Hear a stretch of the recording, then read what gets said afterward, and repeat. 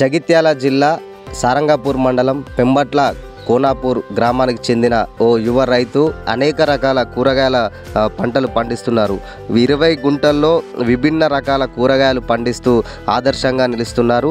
ఈ తక్కువ పొలంలో ఎక్కువ లక్షల్లో ఆదాయం వచ్చేట్లు ఇక్కడ ప్లానింగ్ చేసుకొని ప్రత్యామ్నాయ పంటలు చేస్తున్నారు.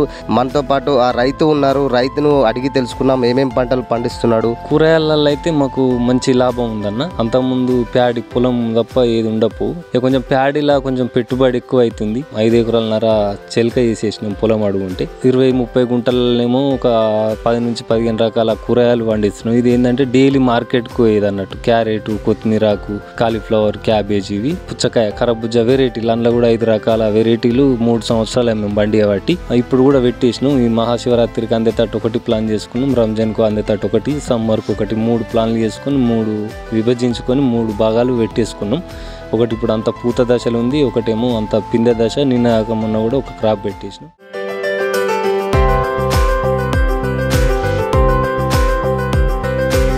ఇప్పుడు మేము స్పెషల్గా అయితే ఇప్పుడు అయ్యప్ప స్వాములకును మల్లన్న పట్టణాలకే పెట్టినాం. ఈ సీజన్ ఉంటాయి కాబట్టి వంకాయకు ప్రతి సంవత్సరం 100 రూపాయల దాకా వేయింది. ఈ సంవత్సరం బెండకాయ కూడా 70 రూపాయలకి అయింది. ఎందుకంటే అయ్యప్ప స్వాములు మల్లన్న దేవుళ్ళు ఒకటే నెలలో వచ్చేసినాయి. మళ్ళీ ఇవి అయిపోగానే ఇప్పుడు హనుమాన్ దీక్షలు వస్తాయి. ఆ టైంలో కూడా మంచి రేట్లు ఉంటాయి. ఈ పండుగలను మనం బేసి వేసుకొని 60 రోజులు 70 రోజుల ముందు పెట్టుకుంటేనే మనకు అనుకున్న రేటు కూడా మంచి రేట్ వస్తుంది అన్న. కాలీఫ్లవర్ ఉంది ఇప్పుడు ఇక్కడ. ఇది నిన్నటి సిందెల్లి కటింగ్ చాలు చేసినాం. నేను మహారాష్ట్ర పోయి ఆ సీడ్ తీసుకొచ్చిన. ఇది మన తెలంగాణ సమ్మర్లో వండేది లేదు.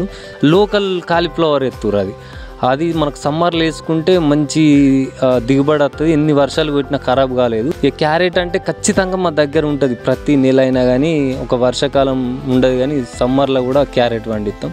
ఈ కొత్తిమీరాకు కూడా ఉన్నది. కొత్తిమీరాకు అల్లుకట్టి పంట వాళ్ళన్న చిన్నకారు రైతులు చేసుకున్నా కానీ 45 రోజులలోనే మనకు కటింగ్ వచ్చేస్తుంది. 5 ఎకరాల నరలల్లో కూరగాయలు వేస్తున్నా. పండ్లకి ఎందుకు వద్దు అని ఆలోచన వచ్చింది ఒక 3 సంవత్సరాల క్రితం. అందులో సపోటా ఒక 3 ఎకరాలు పెట్టేసినాం. ఒక 20 గుంటలంతా కాశ్మీర్ రెడ్ ఆపిల్ బేర్ అని, అది బంగ్లాదేశ్లో బాగా వండుతుంది. ఇక్కడ మనకు గ్రీన్ ఆపిల్ బేర్ ఉంది కానీ రెడ్ ఆపిల్ బేర్ లేదు.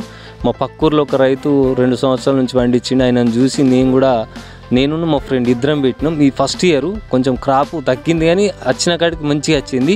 బీర పెట్టేసినాం, వంకాయ పెట్టినాం, బెండకాయ పెట్టినాం, క్యారెట్ ఉంది, టమాటో ఉంది, బీట్రూట్ ఉంది, కాలీఫ్లవర్ ఉంది, క్యాబేజ్ ఉంది. ఇప్పుడు మా చేన్లో ఉన్నాయి. ఇవన్నీ ఏంటంటే దఫాలుగా ఒక 15 రోజులు ఒక రకం లేకుంటే 2 రకాలు మార్కెట్ పోయేటట్టు చూసుకోవాలి.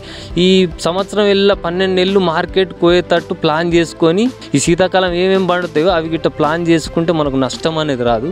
ఇక మొత్తం వేరే పని లేదు మాకు. అయితే పొలం, అయితే మార్కెటు, అయితే ఇల్లు.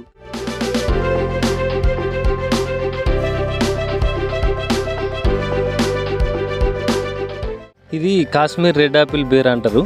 దీని ప్రత్యేకత ఏంటంటే సంవత్సరంకి ఒక క్రాప్ వస్తుంది. ఇది మనం 1 నెల 2 నెలలు పెట్టుకున్నట్టయితే 8 నెలలనే పూతతోని కటింగ్కి వస్తుంది. దీని మార్కెట్ కూడా మంచిగా ఉంది. నేను వేరే రైతులను చూసి దీన్ని పెట్టిన. దీని స్పెషల్ ఏంటంటే ఇప్పుడు చూడండి, ఇది ఈ పక్వానికి వచ్చిన తర్వాత తెంపాలి మనం. దీని టేస్ట్ కూడా తిన్న తర్వాత ఇక దీన్ని ఇడిచిపెట్టుడు అనేది ఉండదు అసలు. ఈ జైచల్ల కూడా హోల్సేల్ మేము 70-80 రూపాయలకి వేసిన. వాళ్ళు 100-120 రూపాయల చొప్పున కూడా అమ్ముతారు. మాకు అప్పుడు ఇది 75 రూపాయలకు ఒక చెట్టు పడ్డది. భద్రాద్రి కొత్తగూడెంలో అది ఇచ్చిన నేను. ఇలా 3 రకాలు పెట్టిన. ఒకటి బాలసుందరి, ఒకటి కాశ్మీర్ రెడ్ ఆపిల్ బేర్, ఒకటి గ్రీన్ ఆపిల్ బేరు. ఎకరం పెట్టేసిన. ఇప్పుడు ఈ సంవత్సరం నాకు పెట్టుబడి మొత్తం మెల్లంగా మిగిలే ఛాన్స్ ఉంది. నెక్స్ట్ ఇయర్ క్రాప్ అనేది బాగా పెరుగుతుంది. ఇప్పుడు ఇది 3వ నెల మనం చెట్టును ఇక్కడికి తీసేస్తాం. ఒక పంగు ఉంచుకొని ఒక ఫిట్టు మందం ఉంచుకొని తీసేస్తే మళ్ళీ లాడలు పిలకలు వచ్చేసి ఒక 10 నుంచి 15 బ్రాంచెస్ కొమ్మలు వచ్చేసి అప్పుడు నెక్స్ట్ ఇయర్కు మనకు ఒక చెట్టుకు నాకు తెలిసి 50 నుంచి 60 కిలోలు వెళ్ళే అవకాశం ఉన్నది. 3వ సంవత్సరం ఇంకెక్కువ వెళ్తాయి. ఇట్లా 4 సంవత్సరాలు అయిపోయిన తర్వాత మనం చెట్టుని తీసేసి మళ్ళీ చిన్న మొక్కను తెచ్చి మళ్ళీ పెట్టుకోవచ్చు.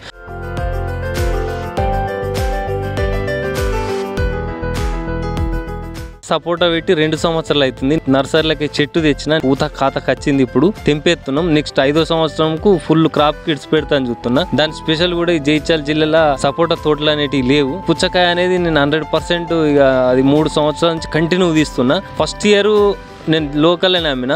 సెకండ్ ఇయర్ సిటీలోకి వెళ్ళిపోయినా. 5 రకాల వెరైటీలు పెడతా. జన్నత్, అరోహి, విశాలు, బ్లాక్ కాయ, జూబ్లీ హిల్స్, బంజారా హిల్స్ లో తినే పండు అన్నట్టు. ఇది మనకు మామూలుగా బ్లాక్ కాయ కన్నా ఇన్సైడ్ ఎల్లో అనేది బాగా స్పెషల్. అది పండుగలు కానీ సీజన్ కానీ పెట్టినట్టయితే మన 2 రూపాయలు తక్కువ అయినా ఎక్కువ అయినా కాయ మాత్రం కంపల్సరీ పోతుంది. డిమాండ్ ఉంటుంది. అది ఇప్పుడు శివరాత్రికి ప్లాన్ చేసుకొని ఎకరం పెట్టేసినాం, రంజాన్కి ప్లాన్ చేసుకొని ఎకరం పెట్టేసినాం. రంజాన్ శివరాత్రి అయిపోయింది. మళ్ళీ ఏంటి స్పెషల్ అంటే సమ్మర్లో ఖచ్చితంగా వాటర్ మిలాన్ ఇంటికి బయటకు వెళ్ళిందంటే వంకపోతారు. ఆ సమ్మర్ కోసం 2 ఎకరాలు ప్లాన్ చేసుకొని అట్లా 3 దఫాలుగా పెట్టేసినాం.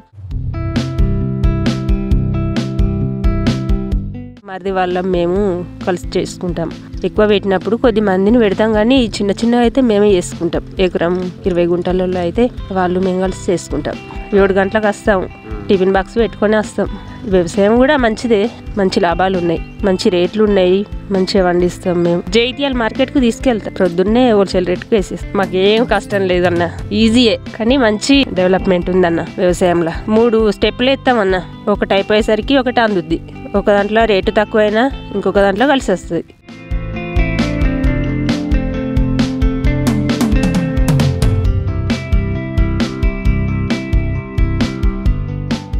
ఎకరంలో దాదాపుగా 15-16 రకాల పంటలు ఉన్నాయి. కొత్తిమీర, కాలీఫ్లవరు, క్యాబేజీ, అలిసంత, మిర్చి, పసుపు ఉన్నది, టమాటా ఉన్నది. కష్టపడి అది చేస్తున్నాం. దీన్ని బట్టి రైతులు కూడా అందరు ఇట్లా కష్టపడి చేసుకుంటే అందరికి బాగుంటది అన్న. నేను కూడా గల్పు పోయి వచ్చిన. గల్పు మీదకే చూస్తే అదే 7 గంటలకు 5 గంటలకు వచ్చి పని చేసుకుంటూ ఉంటే దానికనేది బాగా నాకైతే మంచిగా అనిపిస్తుంది. రోజుకు 2000, 3000, 1500 లేని మార్కెట్కి అయితే పోమన్నా. మేము కోడెరువు, DAP 2020 ఇది వాడతాం. పచ్చ ఊరుగా వచ్చినప్పుడు స్ప్రే చేయాలంటే ఇంకా ఇక్కడ తయారు చేస్తాడు మా తమ్ముడు ఒకటి.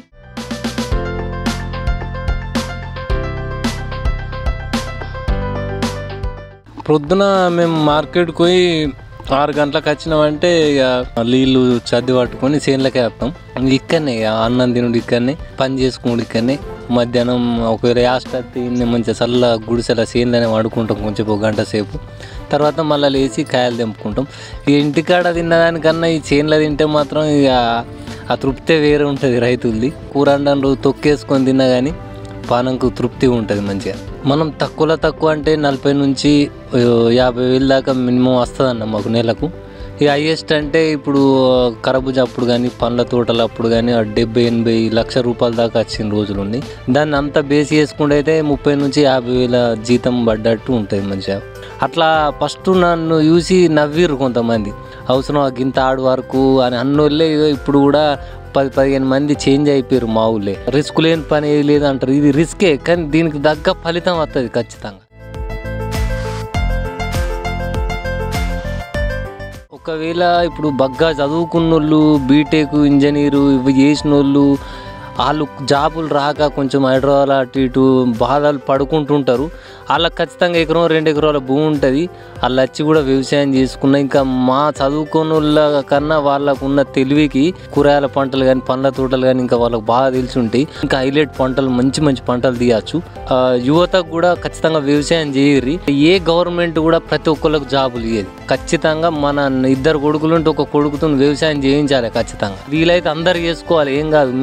అక్కడ ఇక్కడ చేసి ఆన్లైన్కి జీతం ఉండే బాలు మన పని మనం చేసుకుంటా మంచిగా డబ్బులు వస్తాయి. అండ్ మన స్వేచ్ఛ ఉంటుంది, ఎవరికి భయపడ అవసరం లేదు. గల్లేరు వేసుకొని వ్యవసాయం చేసి మహేష్ అని సాఫ్ట్వేర్ ఇంజనీరింగ్ ఉన్నాడు, రాజా అని ఉన్నాడు. సంక్రాంతి సెలవులకు కానీ లేకుంటే వినాయక చవితికి కానీ శివరాత్రికి కానీ వస్తారు.